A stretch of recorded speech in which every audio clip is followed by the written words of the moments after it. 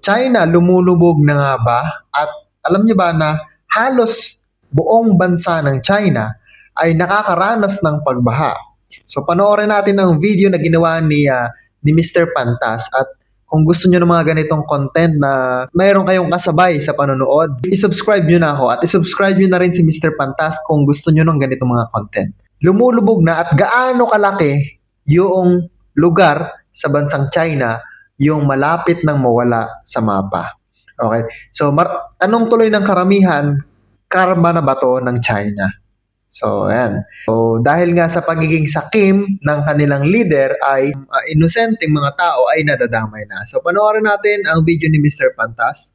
So, let's go.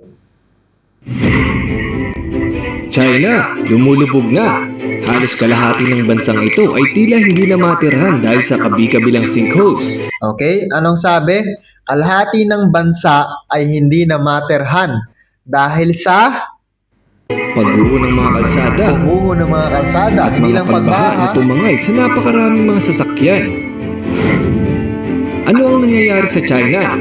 Ito nga bang dahilan kung bakit sila nangaagaw ng mga nasasakupan? Lumulubog na bansang China. Yan ang ating haalamin. Okay.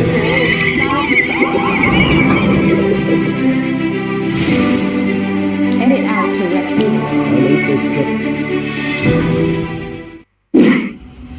Subscribe nyo na si Mr. Usap-usapan Pantas. ngayon sa social media na kaya raw nangaagaw ng ari-arian ng China ay dahil malapit na raw silang mabura sa mapa. Yan. It is received. Ito rin ha, ito kaya ang dahilan kung bakit sila agaw ng agaw, hindi lang sa West Philippine Sea, nangaagaw ito ha, kundi na rin sa mga katabi nilang bansa. Okay? Kagaya ng Taiwan. Okay? So, yan na isa sa mga gusto nilang kuhanin at sakupin. So, hindi lang Pilipinas. So, dahil siguro ay lumulubog na, unti-unti na lumulubog at kailangan na nilang makahanap ng pupuntahang lugar. Diba? Hindi ko lang masabi ha, pero panoorin natin, tuloy natin.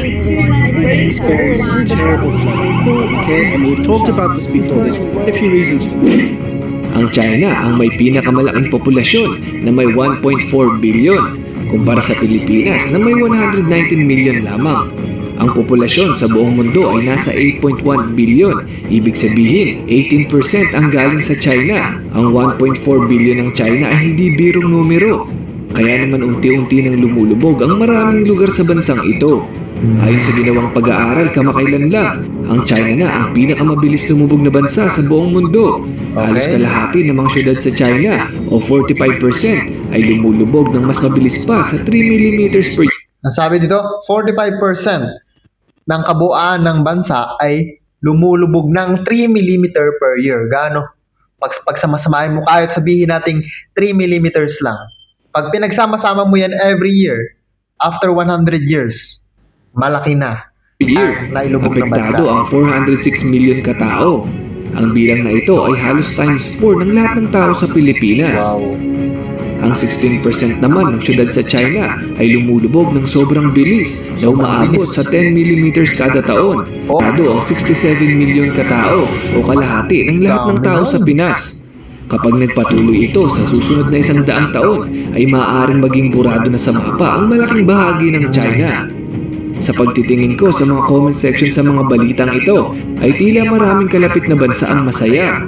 Alam kong medyo hindi maganda ang nangyayari sa West Philippine Sea, pero kung mag-zoom in tayo, ay mga inosenteng mamamayan ito na payapang nabubuhay sa araw-araw. Pati sila Mga damay. mamamayan na wala namang pakialam sa mga nagaganap na agawan ng teritoryo na ginagawa ng kanilang pamahalaan.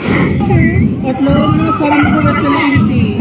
Ano masabi mo sa West Philippine Sea? West Philippine Sea definitely it is our. We have to fight for our rights.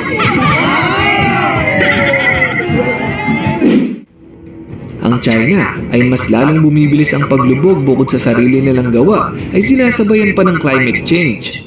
June, water is surging through an underground pass to subway train station. Bukod sa literal na lumulubog ang kanilang mga lupa, ay kasabay nito ang pagtaas ng tubig sa karagatan dahil sa pagkatunaw ng yelo sa itaas at ibabang bahagi ng mundo. Isabay pa natin ang kabi-kabilang reclamation na ginagawa ng mga bansa saan mang panig ng mundo. Kahit nga tayo dito sa Pilipinas, sa parting MOA, ay nagtatambak din tayo ng mga lupa sa dagat para tayuan ng iba't ibang negosyo. Kapag nagpatuloy ang mga bagay na ito ng sabay-sabay, ay hindi lang China ang mahihirapan, pati na rin ang mga mababang bansa gaya ng Pilipinas. Isa pa sa itinuturong dahilan kung bakit mas mabilis lumubog ang China dahil sa mga development sa kanilang bansa. Bukod sa pagtambak ng dagat ay mayroon ding mga pagpapatag ng lupa na nagdudulot ng pagputol sa mga puno, paghuhukay ng malalim para sa mga tren, pagpapatayo ng mga gusali, pagpapasara ng mga daluyan ng tubig para sa mga negosyo. Ang lahat ng mga pagbabagong ito ay nag-a-accumulate ng bigat sa isang lugar, kaya naman na itutulak pa ilalim ang mga lupa sa ilalim nito. Kamakailan nga ay napabalita na halos walang tigil ang baha sa ilang bahagi ng bansa kahit wala na ang ulan. Milyong mga tao Anong tindi na no? Wala na yung ulan, pero baha pa rin ang baha. Saan galing yung tubig? Yun ang nakakapagtaka. Kaya tanong tuloy ng marami, karma na ba talaga ang nangyayari sa China? Tuloy pa natin. ang kailangan munang lumipat ng tahanan habang pinapahupa ang baha. At napaulat din na 12 katao ang namaalam dahil sa aksidenteng ito. Oh no.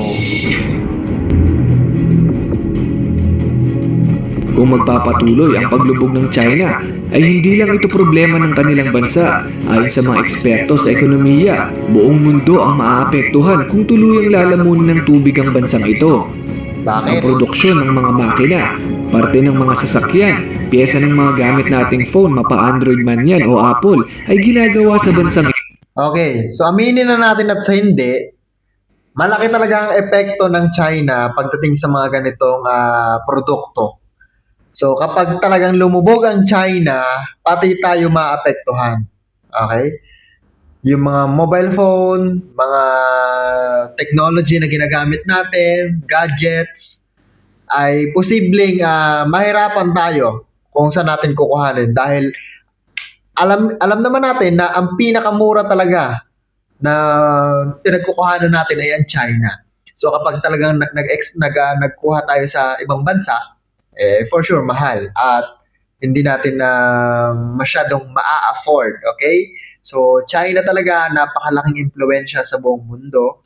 So kaya gano'n na lang kabilis ang pag-unlad ng China, okay?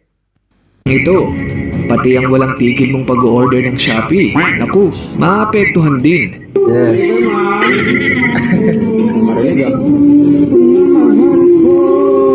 Sabi ko,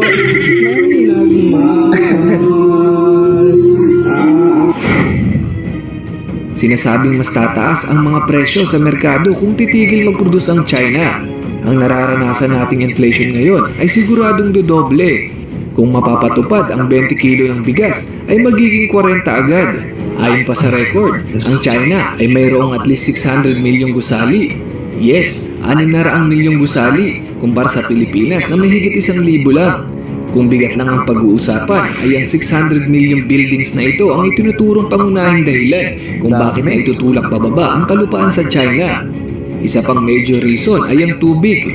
Ang bansang ito ay kaunti lang ang natural resources ng tubig tabang, kaya naman napakaraming lugar dito ang naghukay ng malalim para makakuha ng tubig tabang. Sa mga hindi pa nakakaalam, ang patuloy na pagkuha ng tubig gamit ang tulad ng deep well o anumang uri ng poso ay nagdudulot ng paggalaw ng lupa sa ilalim nito. Kaya kung malapit ka sa poso ay pansining unti-unti itong lulubog. Tignan naman natin ang mga kalsadang ito na bigla na lang gumuho. Oh, Masama pa nito ay hindi agad nakapreno ang motorista at tuloy patay ka. Yan yung sinasabi ko sa inyo na dahil sa tindi ng karma nila, ay eto na yung nangyayari, no? sa butas. Hindi siya nagtamo ng seryosong pinsala, pero marami siya naging bashers. Bakit daw ganyan siya mag-drive? Grabe kayo. Tignan din itong bus na ito sa China na nagsasakay ng mga pasahero nang biglang gumuha ang lupa sa ilalim nito. Kasabay ng bus, nahulog din ang ilang pasahero na sasakay sana ng mga Totoo pala talaga to. Akala ko sa pelikulang nangyayari. Tuloy pa natin, ha? oras na iyon. Ang dami nangyayari ng kababalaghan sa China na hindi nila kayang pigilan.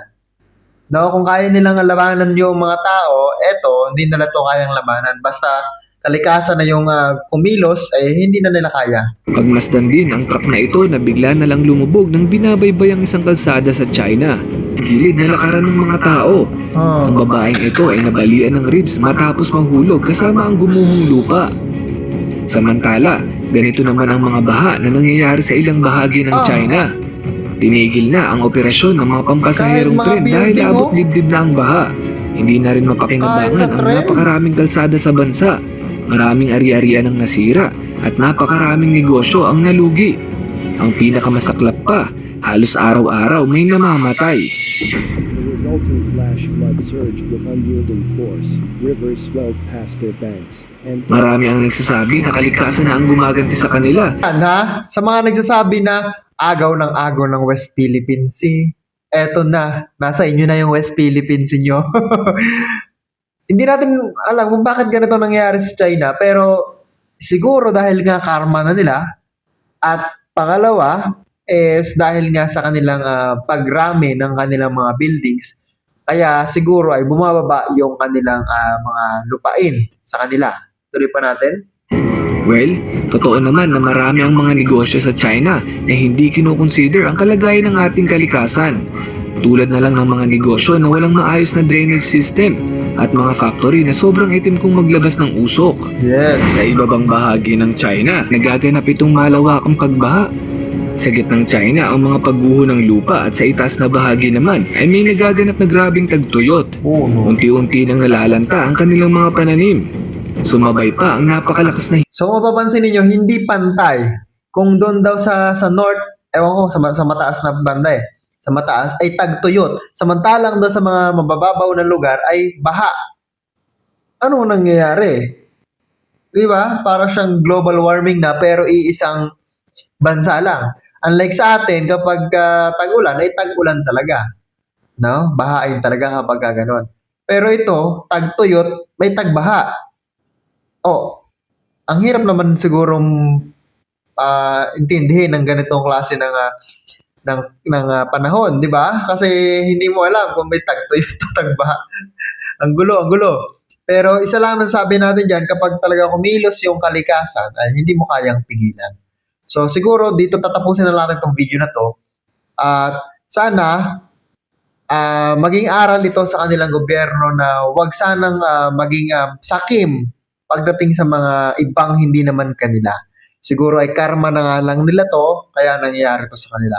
So kung hindi ka pa nakasubscribe sa aking YouTube channel, subscribe mo na. This is Boy Sausaw, ang Sausawero, sa issue ng iba. Thank you so much for watching.